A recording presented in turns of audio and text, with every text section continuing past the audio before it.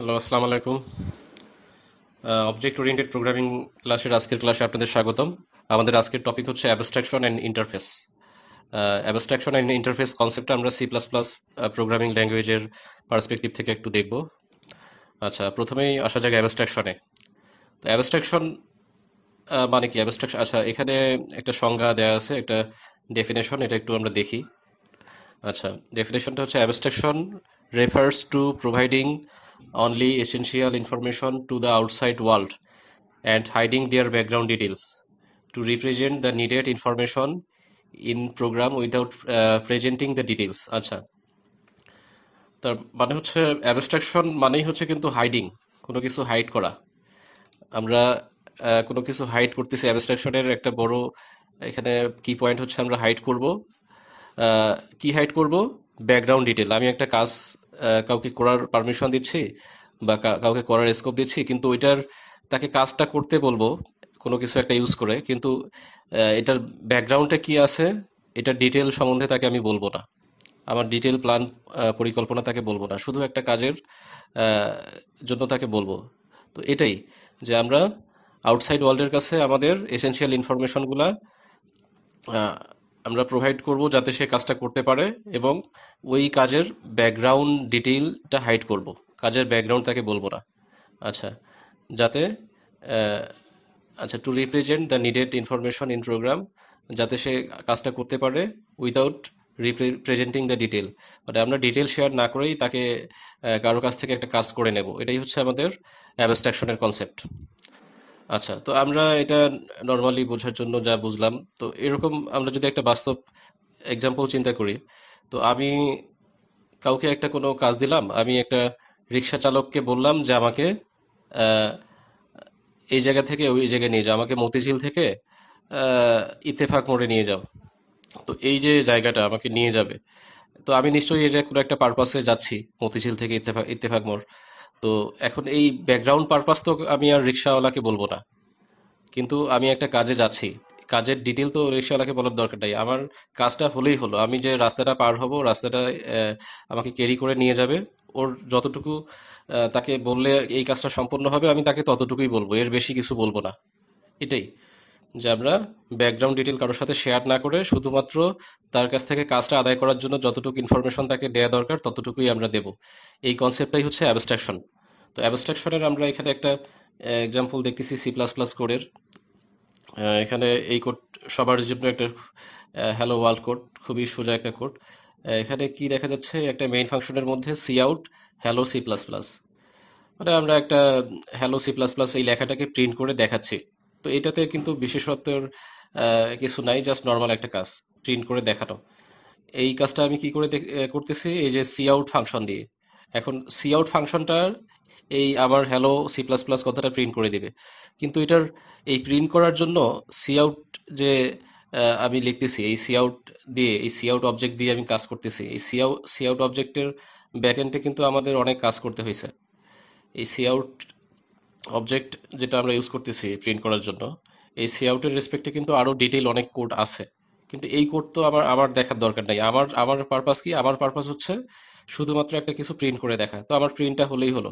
তো এই অবজেক্টটাকে ইউজ করলে আবার এইভাবে যদি আমি কিছু দেই প্যারামিটার হিসেবে, তাহলে এইটা প্রিন্ট হয়ে যাবে, আমার পারপাসটা সার্ভ হলেই হলো। আমার তো সি আউটের ভিতরে কি আছে, ও কোন ক্লাসের অবজেক্ট, এসব তো দেখার দরকার নাই। তো এটাই হচ্ছে আমাদের অ্যাবস্ট্রাকশন। তারপর পাশে আরেকটা এক্সাম্পল আমরা দেখতেছি, এখানে ইন্টিজার সংখ্যা একটা এর নেওয়া হয়েছে, তারপর প্রিন্ট এর মধ্যে এটাকে আমি প্রিন্ট করে দেখাচ্ছি পার্সেন্ট দিয়ে দিয়ে। তো এখন এই প্রিন্টএফ ফাংশনটার কাজ হচ্ছে প্রিন্ট করে দেখানো।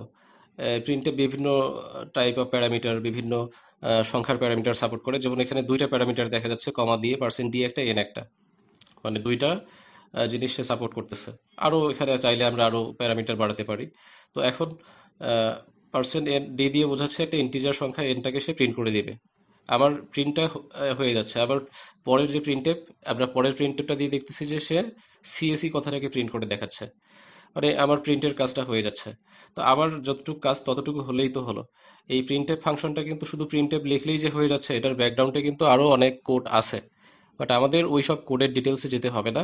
আমরা যতটুকু আমাদের দরকার ততটুকু নিয়ে আমরা কাজ করব। এই প্রিন্টএফের জন্য যে মেইন অনেকগুলা প্রোগ্রাম কোড এই প্রিন্টএফ ফাংশনটার একটা ফাংশন বডি আছে। এই ফাংশন বডি কিন্তু আমাদের দেখার দরকার হচ্ছে না, বা আমাদের ওইটা নিয়ে মাথা ঘামানোর দরকারও নাই। আমার কাজ হচ্ছে একটা কিছু প্রিন্ট করে দেখা। এই যে আমার কাছ থেকে এই বডিটা হাইড করে রাখলো, আমাকে শুধু কাজ করার একটা পরিবেশ তৈরি করে দিল, আর ওর ডিটেল কি আছে আমাকে এটা শেয়ার করলো না, হাইড করে রাখলো। এটাই হচ্ছে অ্যাবস্ট্রাকশন। এই অ্যাবস্ট্রাকশন জটিল কিছু না, এটাই অ্যাবস্ট্রাকশন। তো আমাদের এই অ্যাবস্ট্রাকশনের এখানে একটা আমাদের কোড আর একটা দেখবো। আচ্ছা, তাহলে আমরা এই অ্যাবস্ট্রাকশনের কনসেপ্টটা বোঝার জন্য এই কোডটা একটু দেখি। তো আমাদের এই কোডের মধ্যে আমরা দেখতে পাচ্ছি এখানে অ্যাডার নামে একটা ক্লাস আছে। এই অ্যাডার নামের একটা ক্লাস আছে, এর মধ্যে তিনটা পাবলিক মেম্বার আছে। তিনটা পাবলিক মেম্বার হচ্ছে অ্যাডার ফাংশন, অ্যাডার একটা কনস্ট্রাক্টর ফাংশন, আর অ্যাড নাম আর একটা function, member function, get total আর একটা মেম্বার ফাংশন। আর এটার একটা প্রাইভেট মেম্বার আছে, প্রাইভেট মেম্বারটা হচ্ছে টোটাল। তো আমরা এটা অবশ্যই জানি যে প্রাইভেট মেম্বারকে ওই ক্লাসের ভিতরে ছাড়া ওই ক্লাসের বাইরে কোথাও থেকে অ্যাক্সেস করা যায় না। আচ্ছা, তো এখন আমরা যেটা দেখতেছি যে এই প্রাইভেট মেম্বার, এই টোটাল, এটাকে ইউজ করে অ্যাডার নামে একটা কনস্ট্রাক্টর ফাংশন আছে। এর ভ্যালু ইনিশিয়ালাইজ করে দিছে হচ্ছে 0। মানে যখনই এই ক্লাসটা অ্যাডার ক্লাসের অবজেক্ট তৈরি হবে, অ্যাডার এ, তখনই অবজেক্ট তৈরি হওয়ার সাথে সাথেই আমরা জানি যে কনস্ট্রাক্টরটা কল হয়ে যাবে। কনস্ট্রাক্টর কল হয়ে এই টোটালের মান হয়ে যাবে 0। মানে প্রথমেই এই টোটাল যে ভেরিয়েবলটা প্রাইভেট মেম্বার, এটার একটা মান হয়ে যাবে 0। আচ্ছা, এরপর আমরা এখান থেকে যখন এ ডট অ্যাড নাম, মানে এই অবজেক্টটার পরে এই ফাংশনটাকে কল করতেছি 10 দিয়ে, তখন অ্যাড নাম ফাংশনটা কল হবে। এই অ্যাড নাম ফাংশনের মধ্যে আমাদের এই যে 10 পাঠানো হয়েছে প্যারামিটার হিসেবে, 10টা চলে আসলো। চলে এসে আমাদের এখানে এই টোটালের সাথে এটা যোগ হয়ে গেল 10টা। আমাদের টোটাল আগে ছিল কত? 0। কনস্ট্রাক্টর দিয়ে টোটাল ইনিশিয়ালাইজ হয়েছে 0। তো এখন আমাদের হয়ে যাবে 0 + 10, মানে আমাদের অ্যাড নামের মধ্যে এটা হয়ে গেল, টোটালের মধ্যে তাহলে থাকবে 10। আচ্ছা, এরপরে আহ, যেটা হচ্ছে আমাদের অ্যাড নাম এ, এই অবজেক্টের মধ্যে আরেকটা আমি সংখ্যা পাঠালাম এই ফাংশন দিয়ে, 20। তো 20-র জন্য এটা কত হবে? 20-তে গিয়ে হবে, এটা আগে যত ছিল তার সাথে যোগ হয়ে 20 যোগ হয়ে যাবে। আমাদের আগে ছিল এই 10 টোটালের মধ্যে, এখন হয়ে যাবে 20। 20, 10 + 20 মানে 30। আচ্ছা, আসলে এখানে এই যোগ বিয়োগ এসব মেইন কনসার্ন না। তা আমাদের আসল কনসার্ন হচ্ছে আমি যে একটা ভেরিয়েবলের ভ্যালু বাড়াচ্ছি। এই যে একটা টোটাল নামে একটা ভেরিয়েবল আছে, এর ভ্যালু আমি চাইলেই বাড়াই দিচ্ছি, একটা ইনিশিয়ালাইজ করে নিচ্ছি। আমি কিন্তু ওই ভেরিয়েবল যে টোটাল, এই টোটাল ভেরিয়েবলটা কিন্তু আমি ক্লাসের বাইরে থেকে কোথাও দেখতে পারতেছি না, এখানে কিন্তু আমি লিখতেছি না। এখানে এই ক্লাসের বাইরে টোটালটাকে না লিখেও এই টোটাল ভেরিয়েবলের ভ্যালুটাকে আমি কন্ট্রোল করতেছি। ঠিক আছে, আমার পারপাস কিন্তু সার্ভ হচ্ছে, কিন্তু আমি ওই টোটাল ভেরিয়েবলটাকে বাইরে থেকে অ্যাক্সেস করতে পারতেছি না। আমার দরকার হলে আমি অ্যাড নাম ফাংশন আছে, একটা পাবলিক ফাংশন, এই ফাংশন দিয়ে ওই টোটালের ভ্যালুটাকে আমি আপডেট করে দিতে পারতেছি, বাট এক্স্যাক্টলি টোটাল যে ভেরিয়েবল, এটাকে আমি অ্যাক্সেস করতে পারবো না, কারণ এটা একটা প্রাইভেট মেম্বার। আমরা জানি প্রাইভেট মেম্বারকে ওই ক্লাসের বাইরে থেকে কোথাও অ্যাক্সেস করা যায় না। তো এরকম আমাদের একটা ক্লাসের মধ্যে অনেক সেন্সিটিভ ডাটা থাকে, অনেক সেন্সিটিভ ডাটা থাকে। তো এইসব সেন্সিটিভ ডাটাকে নর্মালি আমাদের যতগুলো ডাটা মেম্বার থাকে, মানে ভেরিয়েবল থাকে, সবগুলাই নর্মালি আমরা প্রাইভেট হিসেবেই রাখি, কারণ ডাটাকে কখনো বাইরে এক্সপোজ করতে দেওয়া যাবে না। তাহলে আমাদের ইনফরমেশন লিক হওয়ার সম্ভাবনা থাকতে পারে, বা অনেক জটিলতা তৈরি হতে পারে। এজন্য আমাদের ডাটাগুলোকে আমরা প্রাইভেটে রাখি, ডাটা মেম্বার ভেরিয়েবলগুলোকে। আর ওই সব ভেরিয়েবল যদি আমার ম্যানিপুলেট করার দরকার হয়, তাহলে আমরা ওই ক্লাসের মধ্যে ওই ক্লাসের মেম্বার ফাংশন দিয়ে ওই ভেরিয়েবলের ডাটা আমরা ম্যানিপুলেট করতে পারি, বা অনেক কিছুই করতে পারি। আচ্ছা, তো এখানে আমাদের অ্যাবস্ট্রাকশনের কনসেপ্টটা এটাই, যে আমার আসল বিষয় টোটাল মেম্বার ভেরিয়েবল যেটা, এটা নিয়ে আমি কাজ করতেছি, কিন্তু এইটাকে কিন্তু আমি এই মেইন ফাংশনের এখানে কোথাও কিন্তু আমি পাচ্ছি না, মানে ওই জিনিসটা কিন্তু আমার কাছে হাইড হয়ে আছে। আমি গেট টোটালকে কল করলে এ ডট গেট টোটাল ওই টোটালের ভ্যালুটাকে আমি প্রিন্ট করে দেখাবে, কিন্তু এক্স্যাক্টলি টোটাল ভেরিয়েবলটাকে কিন্তু আমি এখানে থেকে অ্যাক্সেস করতে পারতেছি না। তো সে আমার কাছে অ্যাবস্ট্রাক্ট একটা জিনিস, বা আমি ওটাকে নিয়ে কন্ট্রোল করে কাজ করতেছি বিভিন্ন ফাংশনকে ইউজ করে। তো এটাই হচ্ছে অ্যাবস্ট্রাকশন। আমার আহ, যে ডাটাটা সেন্সিটিভ, যেটা বাইরে এক্সপোজ হওয়া উচিত না, সেটাকে আমি হাইড করে রাখবো। আর যেগুলা বাইরে এক্সপোজ হলেও কোনো সমস্যা নেই, সেগুলাকে আমি এক্সপোজ করে দেবো পাবলিক অ্যাক্সেস মডিফায়ার দিয়ে। এগুলাকে বাইরে থেকে আমি অ্যাক্সেস করে এগুলা দিয়ে কাজ করতে পারবো। তো এটাই হচ্ছে আমাদের ডাটা হাইডিং বা অ্যাবস্ট্রাকশন কনসেপ্টটা। আমরা এই এক্সাম্পল দিয়ে এতটুকুই বুঝলাম। আচ্ছা, তো ঠিক আছে, আমাদের এরপর নেক্সট টপিকে চলে যাই। আচ্ছা, তাহলে আমরা এবার ইন্টারফেস টপিকটাতে চলে আসি। ইন্টারফেস বলতে আমরা কি বুঝতেছি? আমরা টপিকের ডেসক্রিপশন বা এটা সংজ্ঞা ডেফিনেশনটা একটু পড়ে নিই। An interface describe the behaviour or capabilities of a C++ class without committing to a particular implementation of that class. আচ্ছা, ইন্টারফেস যেটা করে একটা ক্লাসের বিহেভিয়র ক্যাপাবিলিটিসকে ডেসক্রাইব করে, কিন্তু এটার ভিতরের পার্টিকুলার ইমপ্লিমেন্টেশন মানে এটার ইমপ্লিমেন্টেশন ডিটেইল কোনটার ক্ষেত্রে কি ইমপ্লিমেন্ট হবে এই জিনিসগুলা শেয়ার করে না। আমাদের এই ইন্টারফেস কনসেপ্ট আসলে অ্যাবস্ট্রাকশন আর ইন্টারফেসের মধ্যে একটু মিল রয়েছে, এটা আসলে কাছাকাছি একটা বিষয়। তো অ্যাবস্ট্রাকশনের প্রিন্সিপাল ফলো করে ইন্টারফেস কাজ করে। তো আমাদের এখানেও ডাটা হাইডিং এর বিষয় আছে, আমাদের কোড হাইডিং এর বিষয় আছে এখানে। যে আমাদের একটা ক্লাস, এই ক্লাসটাকে, এই ক্লাসের বিহেভিয়র ক্যাপাবিলিটিস সম্বন্ধে আমি মানুষকে জানতে দেব, কিন্তু কখন কোন বিহেভিয়র, কখন কোন ক্যাপাবিলিটি সে পার্টিকুলার কি ইমপ্লিমেন্টেশন ইউজ করে কাজ করবে, সেই বিষয়গুলো আমি বাইরের ওয়ার্ল্ডের মানুষের কাছে শেয়ার করব না। তো এটাই হচ্ছে ইন্টারফেস। তো আমরা এখানে ইন্টারফেসের একটা বাস্তব এক্সাম্পল যদি আমরা চিন্তা করি, তো দেখা যাচ্ছে আমরা সবাই নিশ্চয়ই বাসায় আমাদের টিভি এরকম আছে, টিভি আমরা টেলিভিশন এইভাবে রিমোট কন্ট্রোল দিয়ে আমরা কন্ট্রোল করি, অথবা টেলিভিশনের সাইডে কিছু অপশন আছে, বাটন আছে, সেগুলো দিয়ে আমরা টেলিভিশনকে কন্ট্রোল করি।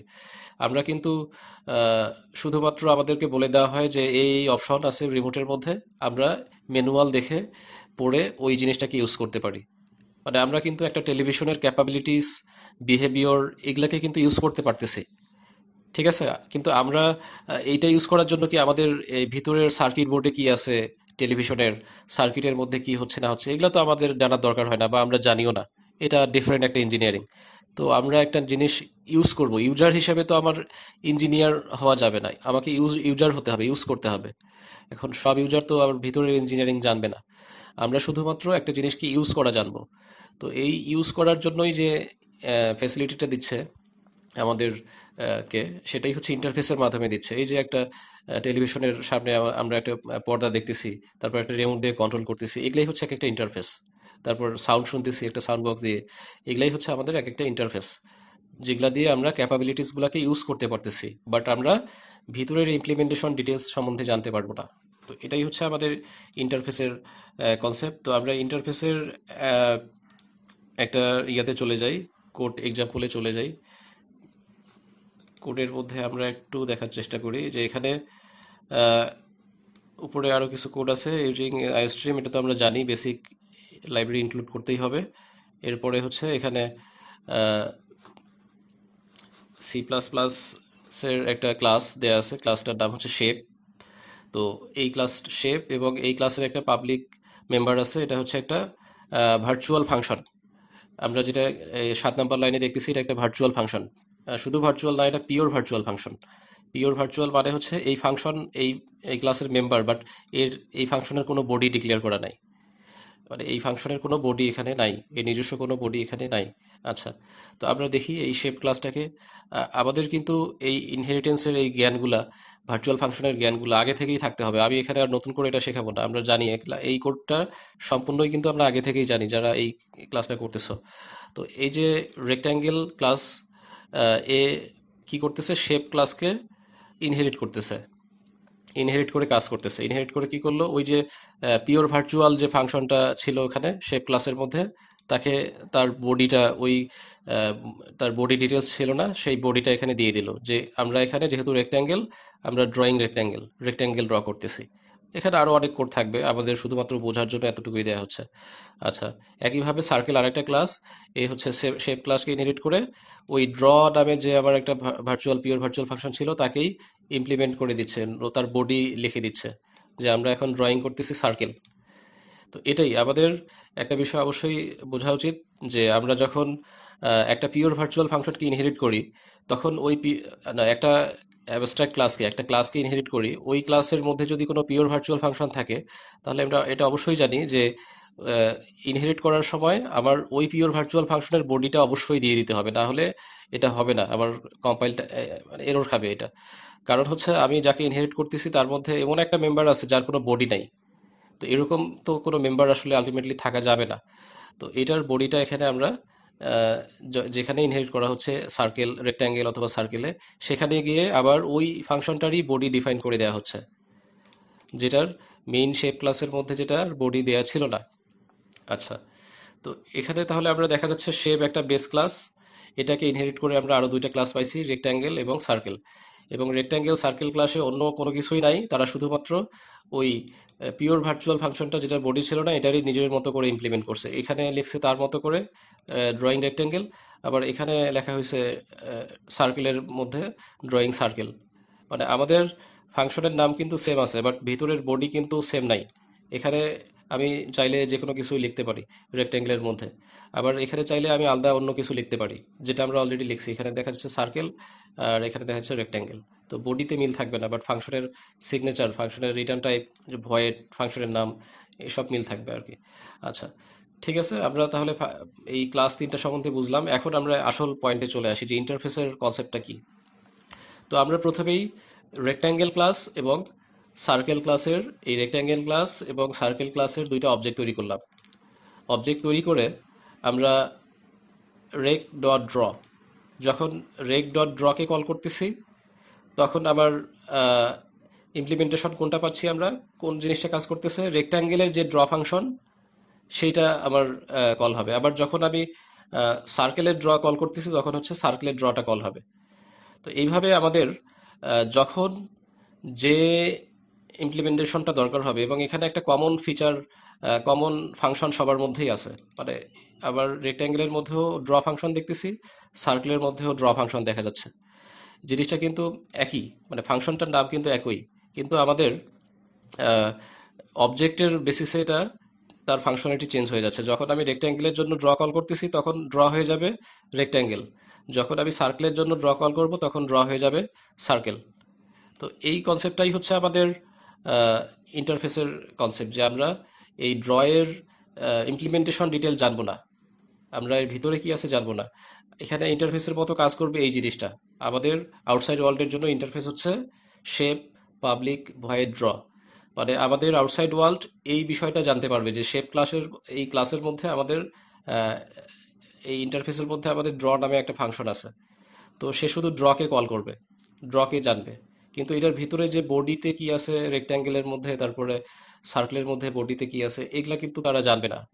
তো এই বিষয়টাই হচ্ছে আমাদের ইন্টারফেসের কনসেপ্ট, যে আমরা একটা জিনিসকে ইউজ করতেছি, একটার বিহেভিয়রকে, রেক্ট্যাঙ্গেলের বিহেভিয়রকে ইউজ করতেছি, তারপর সার্কেলের বিহেভিয়রকে ইউজ করতেছি, ক্যাপাবিলিটিসকে ইউজ করতেছি, অথচ তাদের ইমপ্লিমেন্টেশন ডিটেলস আমরা জানতেছি না। তারা কিভাবে ইমপ্লিমেন্ট হয়েছে, কি করে কি হয়েছে, এগুলো আমরা জানতেছি না। তো এই হচ্ছে আমাদের ইন্টারফেসের কনসেপ্ট। আশা করছি আমরা সবাই বুঝতে পারছি, না বুঝতে পারলে আমরা কমেন্ট করব। তো ঠিক আছে, আজকে এই পর্যন্তই। ভালো থাকবেন সবাই।